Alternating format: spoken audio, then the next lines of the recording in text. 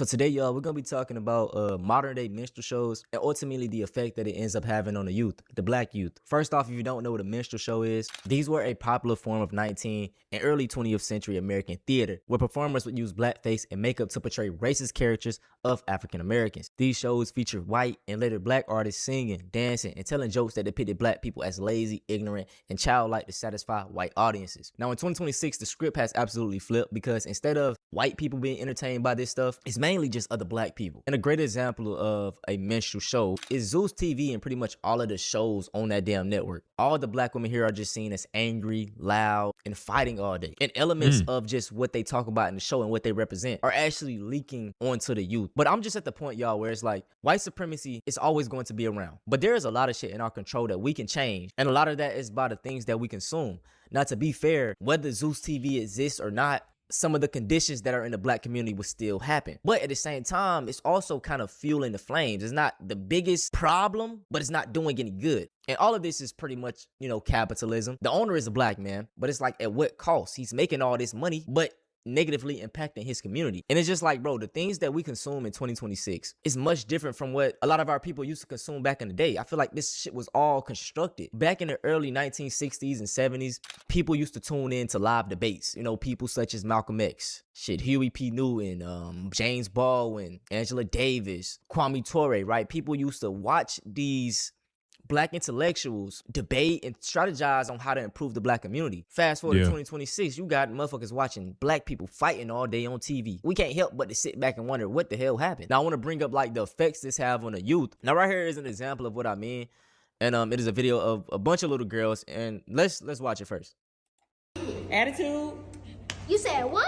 Walk off. That's what I thought. Attitude. Okay. Walk off. Attitude. Walk off. Attitude. What? Walk off. Attitude. What's up?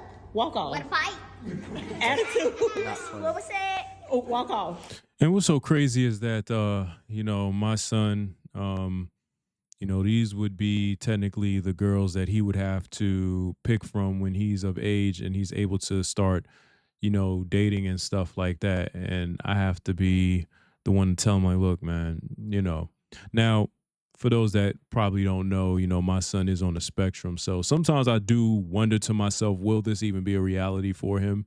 I pray that it is. But just based off of this right here, I really don't know if, it's just cooked. It's cooked for these new kids coming up, man. But we could do something about it. We got to do something about it. So like a lot of the attitude shit and the way they're moving, this is what is depicted in these shows, and it's depicted as what they should be doing. Teaching them to have an attitude and to be a stereotype. You know what I'm saying? The angry black woman stereotype. We all know that. Why is that being taught to these little girls? What is the point of teaching this to them? Let's teach them other things. Let's teach them to vote. Teach them about Angela Davis. Teach them about Assata Shakur.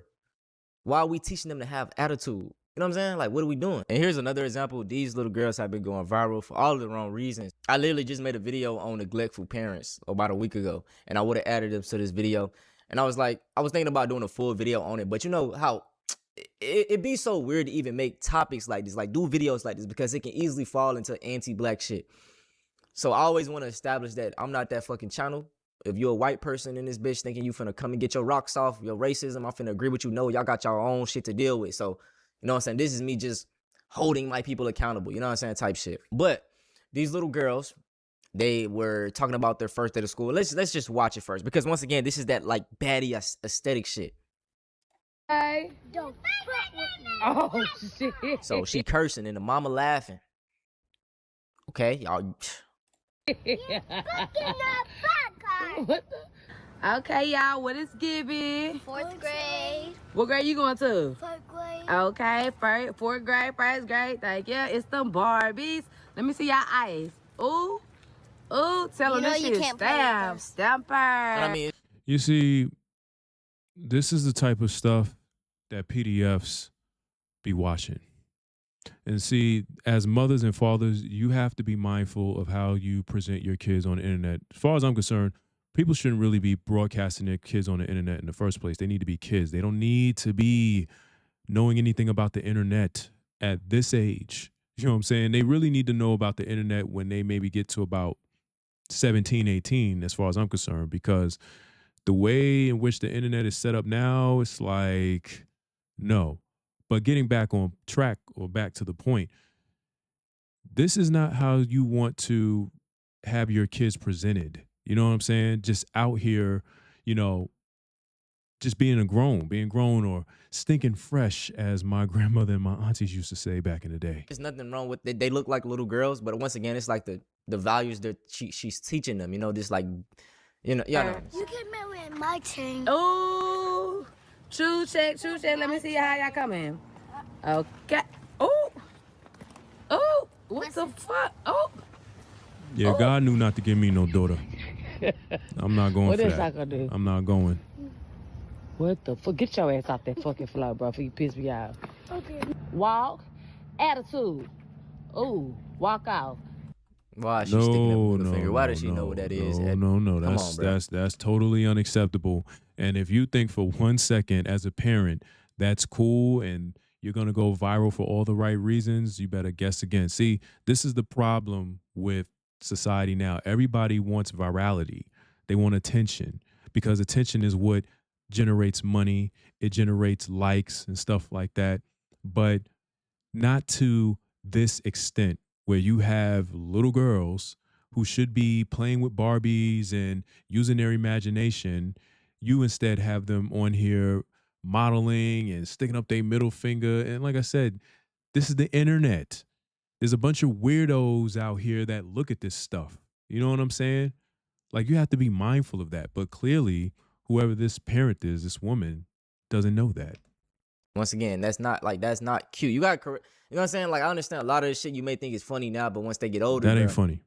that's what happened. Like, you know what I'm saying? It's Now, make no mistake, you know, when we were little kids, you know, my aunties and them, they used to, you know, permit us to say, because, you know, y'all been there. Like, you get that one instance where you might have slipped up and accidentally said a curse, or like when you're 3 and 4 and you don't really understand that what you're saying is profanity, you just repeat what you hear the adults say. And they'll let you get a few off, but then when you start doing it more and more, that's when they tell you, all right, stop, or I'm gonna whoop your ass. You know what I'm saying? And then that goes away. And so now it's back to being a kid. We've all had that moment where adults gave us that pass to say a curse or two because we might have was saying it and did it by mistake, and we just sound so funny saying it. We all been there. gonna be out of hand. But this and is it's like, not. this is my fear as a parent, bro. You know what I'm saying? I know I'm gonna do the best job at raising my boys. Me and my wife gonna do the best job at that. But then we'll send them off to school, and we got children that aren't raised by decent parents. Kids are like sponges. Peer pressure is real. So it be like, man, bro. Ooh, attitude.